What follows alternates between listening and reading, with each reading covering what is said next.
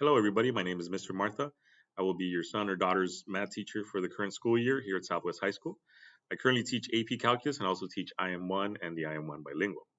I'm pretty much just going to be going over a few slides right now where I'm going to be discussing the materials your son or daughter is going to need in order for to be successful in this class.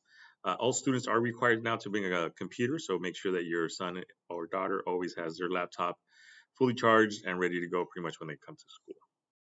So this is a slides where I'm going to explain how everything's going to be graded and then how the class is going to be run. So again, virtual open house. This is for integrated math 1, periods 3, 5, and 7. So again, I'm Mr. Mario Martha. I'm a math teacher here. I have a bachelor's degree in mathematics from San Diego State University. I also have a master's degree in best practices in education from National University. I've been teaching for 14 years. Nine of those years have been here at Southwest High School. So this is again integrated mathematics 1. This is a first course in the high school math curriculum, and then followed by IM2, integrated math 2, integrated math 3, pre-calc, and then finally AP calculus, AB, and then BC if they make it that far. Again, materials recommended for success in art class is just bring a binder. I give the students a unit packet where they're going to be taking the notes. I do ask them to bring some scratch paper so they can do that there as well. Pencil, pen, highlighter, colored pencil, a ruler, anything straight to do graphs. Their ID usually works.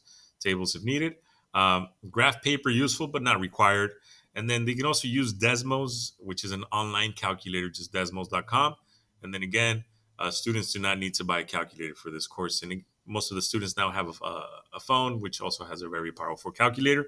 And they can also download the app for Desmos on their phone if they need to. So learning and communication systems, I'm going to still be using Google Classroom. This is used for instruction, turning in most assignments, student resources and announcements, as well as class content organization, notes, study guides, review, and assignments. In Infinite Campus, you should be able to see the student schedule, attendance, progress reports, report cards, and again, you can also use that for email communication. Jupyter Grades is where I'm going to be posting all the grades. On Infinite Campus, I just post the progress reports and the final report card grades. But on Jupyter Grades, you get to see the day-to-day grade updates as well as for communications. You can send me a message through there. I prefer that you guys actually send me a message through email at mario.martha@sweetwaterschools.org. And then the way I'm going to run classes is a hybrid model, which they're going to be using Edpuzzle. So that's going to watch the day's lesson and complete the guided notes on their packets. And then some of the assignments are going to be on Delta Math, which is their assignments plus extra math examples and video. So on Edpuzzle, they're going to be looking at a video, something like this, which is just the guided notes. They're going to be listening to my voice when they do so. And then they just have to answer a few questions. So this is going to be a lot easier for them. And then again, if they get whatever score they get on this gets automatically graded and posted onto onto Jupyter Grid. Sorry. So if they do get a low score on Edpuzzle, I don't mind them rewatching the video so they can have a higher score on it. So again, as long as they complete the work, then they should be fine. They shouldn't be struggling a lot with this. And then for Delta Math, this is one of the examples that they're going to be looking at. For example, in Delta Math. So again, if they get stuck, they're going to be able to watch a help video. Sometimes they'll give them a button here that says show example, and they can also do that. So again, one of the main things that we do here is I want to make sure that they are working on Delta Math, and then I'm also going to be doing skill builders in class, and that counts as class participation, which I'm going to discuss right now. So again, hybrid learning, how's it going to work? So all direct instruction is going to be done through Edpuzzle. So they're going to be listening to me while watching the videos, which is essentially their homework. Whatever they don't get to finish in class, they can do it at home. I'm giving them enough time to do Edpuzzle, Delta Math, and the Skill Builder in class during the whole week. All assignments are going to be due on Sunday night, and then the grades will be posted the following either Monday or Tuesday. So students have a copy of the guided notes for the unit.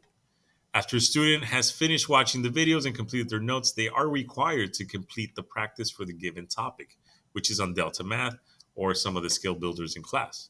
Late work will be accepted for 80% credit, and that's just on Delta Math. Like, I don't take away credit from redoing the Edpuzzle videos or any assessments. If a student has a score of 0 on Jupyter Grades, that means they haven't completed the assignment. So if you see a 0 on Jupyter grades, that means they just haven't done it. So they just need to get on back on doing their work and make sure they're following the sequence of how we're going to do this. And like I said, everything's going to be done on Google Classroom, which is right here. And then I asked the students to go into classwork, which is where I post everything. So these are the assignments that are due this week. There's the 4 Edpuzzle videos and 2 Delta Math assignments. And then down here, I post the past 2 assignments. And then again, some materials right there, just in case they need them. So again, this is where you should be able to see whatever assignments they have they need to do, they need to submit, either through Edpuzzle or Delta Math, which is the 2 platforms that I'm going to be using this year. And again, they can redo any Edpuzzle videos to raise their grade. I don't mind doing that. So the way I'm going to break down the grading is Edpuzzle videos, the guided notes are 25% of the grade. The Delta Math assignments are also 25% of the grade. Class participation, that includes them being on time, bringing their materials, and also doing the skill builder activities. That's another 25% of the grade. And then finally, quizzes and tests, the assessments are going to be 25% as well. So everything's just broken down simply where everything's just worth a quarter of their grade. And that makes it a lot easier for everybody to raise their grade in case they fall behind. And again, the grading scale is here as usual. Absence and makeup work, like I said, all assignments are posted in Google Classroom. So if they are going to miss a day or two, make sure they complete the assignments that have been posted on Google Classroom. If your student is going to be absent, it is their responsibility to make up the work before the assigned due date. And like I said, they are the assignments that are due for the week, they're due on Sunday night. Late work is accepted, but points will be deducted only on Delta Math. Have your son or daughter communicate to me if they need any extra time to complete the assignment, so that way I don't take away any credit. I don't mind them taking extra time as long as they complete the assignment before the end of the semester. If they miss a test or quiz due to an excused absence, just make sure they contact me within a week to arrange a makeup. That way, for sure, I know the students are not losing any points there. Please make sure that your son or daughter is that they are going to miss school, that you email our school attendance office, which is at Denia Macias at sweetwaterschools.org, Denia.Macias. And then teachers cannot excuse their absence. I cannot excuse a student absence. So make sure that you either call the attendance office at that same day or you email Ms. Macias at the email provided right there. So important points from the class. So again, citizenship grades will be the same as their scholarship grade. Code of conduct for class: be safe. Do not share your passwords with anyone. Keep your account information secure. Be respectful where appropriate, close to school. Respect each other's way of learning. Be kind and be patient. Be responsible. Be ready to learn by being in class on time and having materials ready by the time class starts. And again, plagiarism, academic integrity. Plagiarism is defined as the act of using another person's words, ideas, or work and pretending they are your own. This also includes copying another student's math works or assignments. So using Delta Math makes it a lot easier for us because that's going to be them not copying the information from other students. They get different problems every time, which makes it really beneficial. And then my contact information. So thank you again for viewing this open house presentation. Please make sure you fill out the parent contact form next to the link of this video. So again, Mr. Mario Marta, that's my name. Email is the fastest way to communicate with me. Please include your son or daughter's full name and period when you email me. So make sure you include those 2 parts. And also, again, my email is mario.martha@sweetwaterschools.org. So that's the easiest way to get in contact with me. I'll try to respond as quickly as possible. If you do have any further questions or any comments, please send me an email and I'll get back to you, like I said, ASAP. If not, then have an excellent rest of your day. And thank you so much for stopping and watching my video for Open House.